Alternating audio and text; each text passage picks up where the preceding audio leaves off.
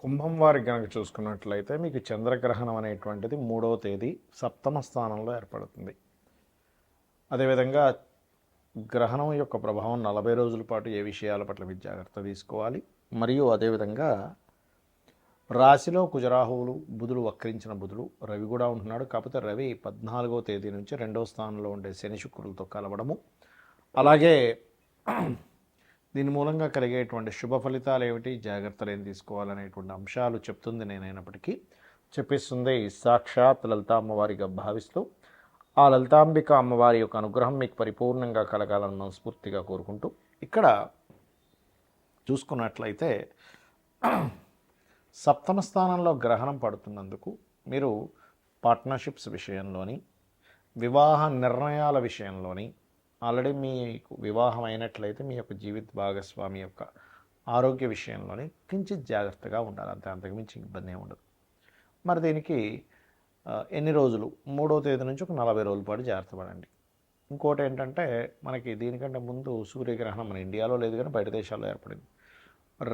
లగ్న సప్తమాల్లో రవిచంద్ర గ్రహణాలు ఏర్పడ్డాయి కాబట్టి వీలైనంత మట్టుకు వివాహ నిర్ణయాలు ఈ 3వ తేదీ నుంచి 40 రోజుల పాటు వాయిదా వేయడం మంచిది. వివాహ నిర్ణయాలు కానివ్వండి, మీ రాశి వారికి అందరికీ కాదు, లేదా వివాహ ముహూర్త సంబంధించిన విషయాలు కానివ్వండి, ఇటువంటి విషయాల్లో, లేదా ఒక స్టేజ్ మీద ఎక్కి మనం ఏదైనా మాట్లాడుతున్నాం, ఆ యొక్క విషయంలో కూడా కాస్త జాగ్రత్త వహించాలి. ఇది ప్రధానంగా తీసుకోవాల్సి. ఇక లగ్నంలో పంచగ్రహ కూటమి ఏర్పడి స్లోగా ఒక్కొక్క గ్రహం ముందుకు వెళ్తూ 4 గ్రహాలు 14వ తేదీ వరకు ఉండి 14వ తేదీ నుంచి మనకి 3 గ్రహాలు ఉంటున్నాయి. అంటే ఆల్రెడీ ఇక్కడ రాహు ఉంటూ తెలియని ఒక హెల్త్ విషయంలో కానివ్వండి, కొంత వర్క్ విషయంలో కానివ్వండి స్ట్రెస్ని పెంచుతూ ఉంటే దాని యొక్క ప్రభావం మీకు తగ్గాలంటే దుర్గాదేవిని లేదా స్కందుని కూర్చొని కాస్త మీరు ఆ నామాన్ని రెగ్యులర్గా కనుక జపం చేసుకుంటూ ఉన్నట్లయితే ఖచ్చితంగా బాగుంటుంది. అలాగే ఫైనాన్షియల్గా గ్రోత్ అనేటువంటిది ఉంది, అందులో ఎటువంటి సందేహం లేదు. 2వ స్థానంలో మీకు ఏలినాడు శని నడుస్తున్నప్పటికీ శుక్రుడు వచ్చి చేరాడు కాబట్టి ఉచ్చస్థానం కాబట్టి, మరియు మీ యొక్క జీవిత భాగస్వామికి కూడా ఎప్పటి నుంచో ఉద్యోగ సంబంధించిన విషయంలోనే లేదా ఒక ఫైనాన్షియల్గా గ్రోత్ రావడానికి ఇది ఒక రకంగా 2వ స్థానంలో ఉండేటువంటి శని శుక్రులు మంచి ఫలితాలు ఇస్తాయి. సంతానం కోసం చేసే ప్రయత్నం కొంతవరకు ఫలిస్తుంది. రుణాలకి సంబంధించిన విషయంలో, జీవిత భాగస్వామికి రుణ సంబంధించిన విషయంలో, హెల్త్ సంబంధించిన విషయంలో కొంత జాగ్రత్తగా ఉండాలి. బికాజ్ ఆఫ్ 6వ అధిపతి 7లో వెళ్ళి అక్కడ గ్రహణం పడుతుంది కాబట్టి విదేశాల్లో ఉద్యోగం చేద్దాం, విదేశీ కంపెనీస్తో ఇక్కడి నుంచి ఉద్యోగం, కొంతమంది నైట్ డ్యూటీస్ చేస్తూ ఉంటారు, అటువంటి వాటికి అనుకూలతగా ఉంది చెప్పాలంటే. ఇక మీరు నిత్యము చేయవలసినటువంటి దత్తాత్రేయుడి యొక్క ఆరాధన, విష్ణు సహస్రనామాలు చేయండి, అన్ని విధాలు బాగుంటుంది. చాలామందికి ఏంటంటే గ్రహణ సమయంలో ఎందుకు గుళ్ళు మూస్తాము, గుళ్ళులో ఆలయంలో ఉండే భగవంతుడికి ఏదో అయిపోతుంది, తన శక్తిని కోల్పోతాడా కదా అని అనుకుంటారు. కానీ అది పూర్తిగా తప్పు. ఎక్కడ శాస్త్రంలో గ్రహణ సమయంలో గుడి మూసేయాలనేటువంటిది ఎక్కడా లేదు. ఎందుకు మూసేస్తారంటే అమ్మో ఆయన కూడా శక్తిని కోల్పోతాడండి, టెంపుల్ శక్తిని కోల్పోతున్నాడు, అది పూర్తిగా అబద్ధము. భగవంతుడి శక్తిని కోల్పోయేటట్టయితే ఒక చిన్న విషయం ఆలోచించండి. మనం గ్రహణ సమయంలో ఏం చేస్తాం, గ్రహణం అనేటువంటిది ఏమిటి, ఏదో భయపడడానికి భయపెట్టడానికి కాదు, గుర్తుపెట్టుకోండి.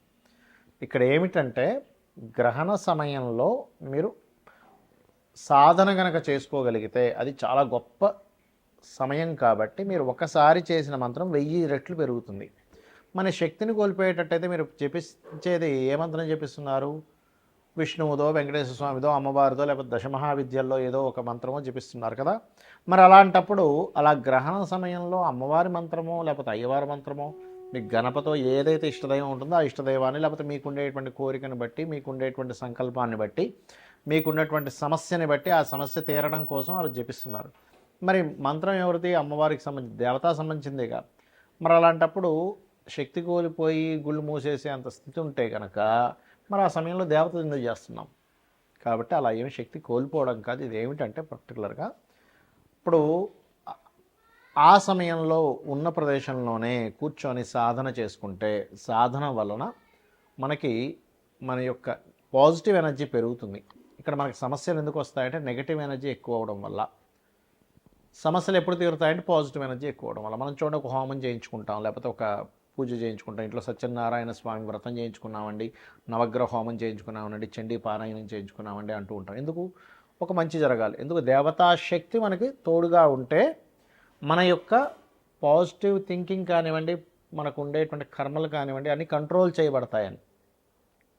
మరి ఈ గ్రహణం పట్టినంత మాత్రం చేత భగవంతుడు దాన్ని కంట్రోల్ చేయలేడు, అందుకే మూజేస్తున్నాం అనుకోవడం పూర్తిగా తప్పు, గుర్తుపెట్టుకోండి. కాకపోతే ఏంటంటే ఎక్కువగా ఈ పౌరహిత్యంలో ఉండేటువంటి వారు చేస్తారు కాబట్టి ఆ సమయంలో కాస్త గుడిని మూసి ఆ జపంలో కూర్చుంటాడు, అంతేగాని మరొకటి ఏం కాదు. మరి ఈ గ్రహణ సమయంలో మీకు ఉండే సమస్యని బట్టి ఎటువంటి మంత్రం చేసుకోవాలి? లలితా సహస్రనామాలు చూడడానికి నామాలు, కానీ వాటిని కూడా అపౌరుషములు అంటారు. అంటే ఎవరో మనుష్యులు రచించినటువంటిది కాదు, వేదమంత్రంతో సమానం.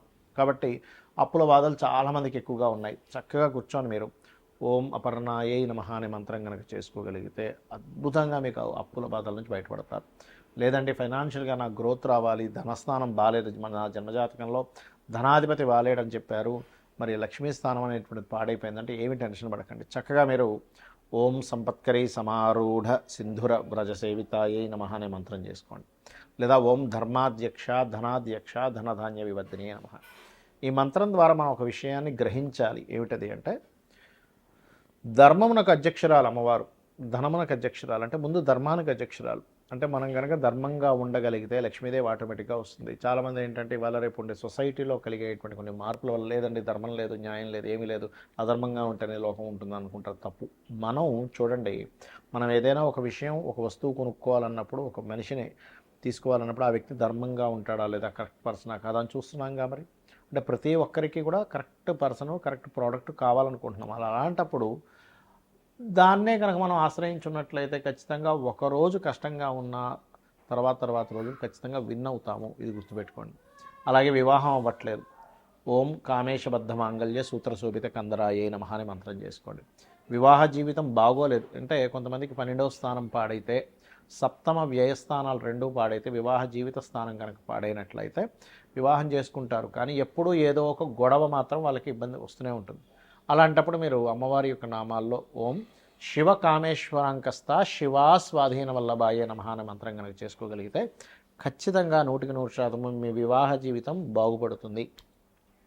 అలాగే ఒకటి కాదు, రెండు కాదు, కొంతమంది హెల్త్ ఇష్యూస్ ఉంటాయి. ఓం సర్వవ్యాధి ప్రశమని సర్వమృత్యు నివారణి అగ్రగణ్య అచింత్య రూప కలికల్మషనాశినే నమః చేసుకోండి.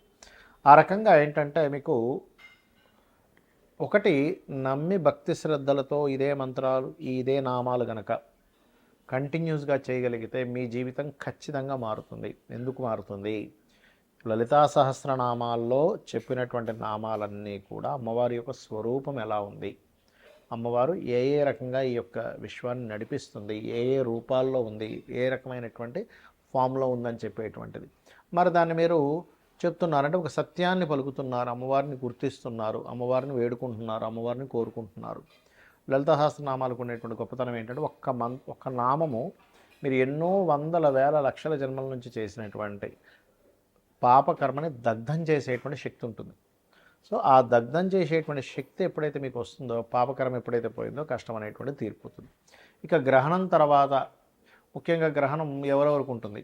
సింహం వారికి, సింహరాశిలో పడుతుందిగా, సింహము, కర్కాటకము, కన్య, అదేవిధంగా మకరము, మేషరాశి వాళ్ళకి ఉంటుంది. స్వల్పము, ఏం టెన్షన్ పడకండి, భయపడ్డానికో గ్రహణాలు కావు.